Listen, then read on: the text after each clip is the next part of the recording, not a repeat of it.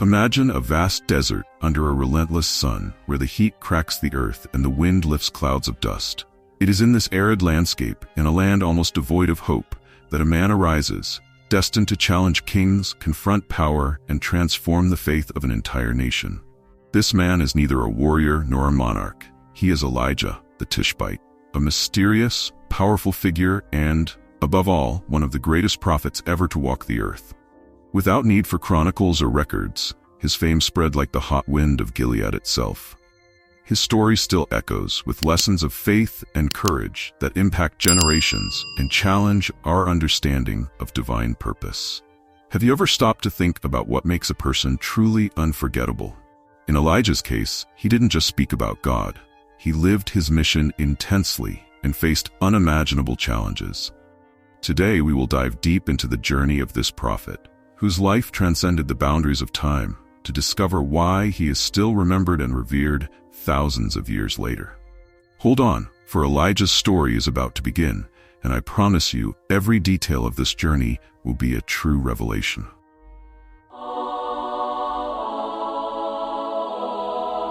In the first steps of this journey, we are introduced to Elijah, the prophet of the 9th century BC, who emerged as a light amidst Israel's spiritual darkness. A man sent to confront a world that seemed to have forgotten the true God.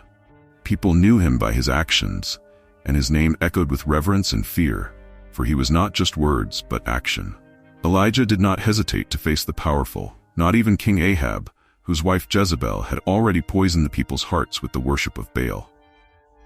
With unwavering faith, Elijah proclaimed a prophecy that defied logic.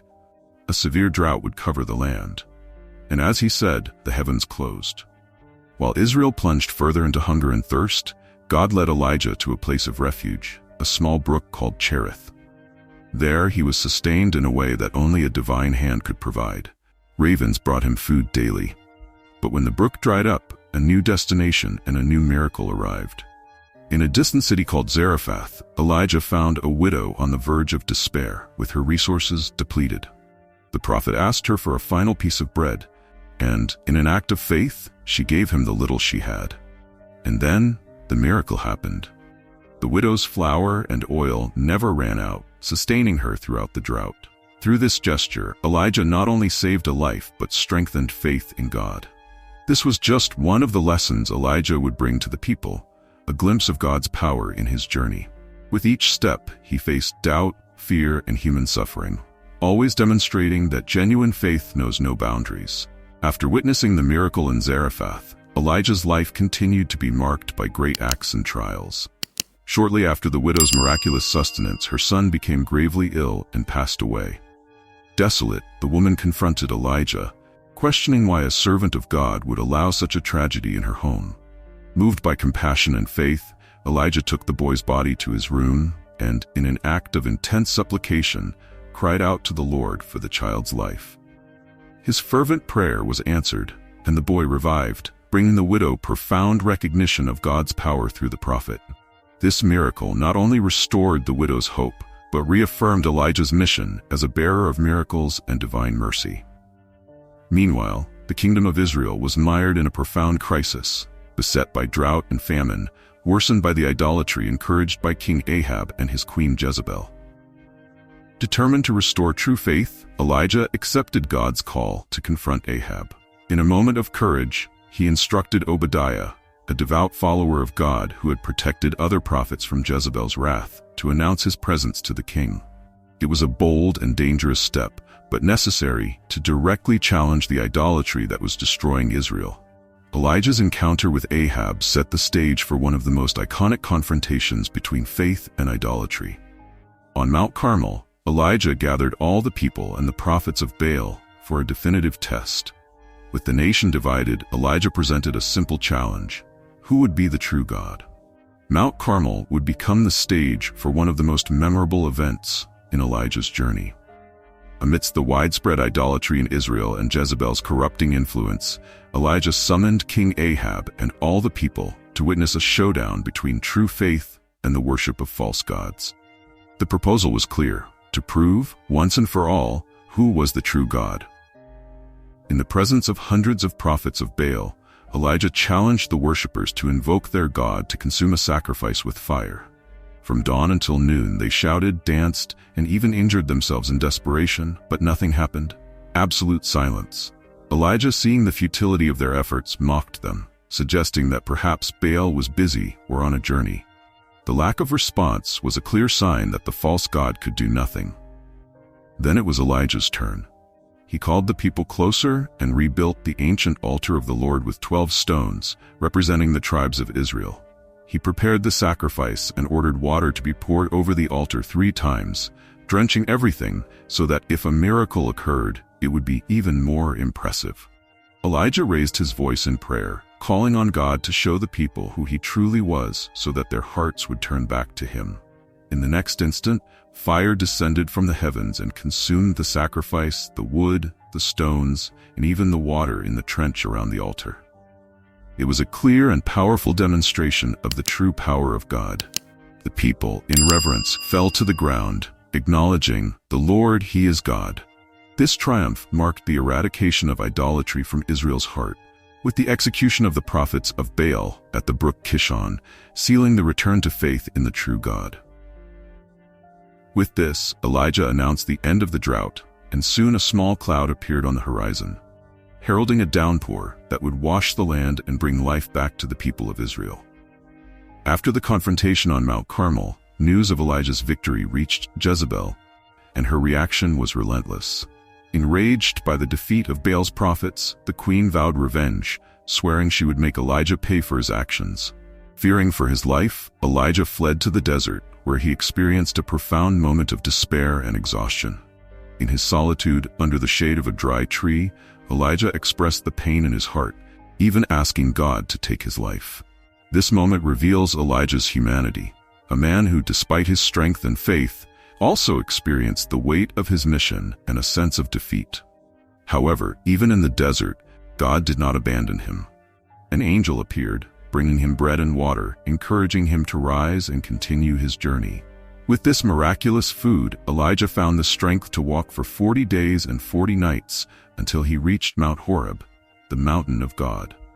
There, in a cave, he experienced one of the most significant manifestations of the divine presence. God did not reveal himself through a mighty wind, an earthquake, or fire, but in a gentle whisper, a still small voice that touched Elijah's heart, reminding him that even in moments of silence and solitude, God's presence was with him. This desert experience strengthened Elijah and gave him new instructions. He was to anoint Hazael as king of Syria, Jehu as king of Israel, and Elisha as his successor, showing that the mission would continue even after his departure. Elijah's mission was far from just miracles and comfort. He was called to confront evil, abuse of power, and idolatry. One of the darkest events of his journey occurred when King Ahab, influenced by his wife Jezebel, desired to take the vineyard of a righteous man named Naboth. By refusing to sell or trade the inheritance of his fathers, Naboth became the victim of a wicked plot devised by Jezebel, who forged accusations against him, leading him to an unjust death. This was a turning point, revealing the rampant corruption and tyranny dominating Israel. God then sent Elijah to confront Ahab in his injustice. The prophet did not hesitate. In front of the king, he announced the severe consequences that would befall him and his household, prophesying the ruin that wickedness and idolatry would bring to the kingdom. Ahab, despite his cruelty, showed repentance in a rare moment, donning sackcloth and displaying humility. God, seeing this act, decided to delay part of the punishment, showing mercy even to those who had strayed deeply. Elijah not only proclaimed divine justice, he was a reminder that God does not turn a blind eye to oppression, greed, and tyranny. In his struggle for justice, Elijah inspired generations, showing that true faith confronts wrongdoing without fear. After the spiritual renewal at Mount Horeb and the confrontation with injustice, Elijah was ready to fulfill his final mission on earth. He set out towards his ultimate task, to anoint Elisha, the young man who would be his successor. Upon finding him working in the field, Elijah cast his mantle over him, a symbolic gesture representing the transfer of the prophetic calling. Elisha, recognizing the magnitude of the invitation, left everything behind and followed Elijah, committing himself to the divine purpose now in his hands. At the end of his journey, Elijah knew his time was near. When he and Elisha reached the Jordan River, Elijah struck the waters with his mantle, and they parted, allowing both to cross on dry land. This miracle was a final sign of God's power working through him. On the other side, Elijah asked Elisha what he wished for before his departure. Elisha, in a demonstration of devotion and courage, requested a double portion of Elijah's spirit, so he could continue God's work with even more intensity and faith.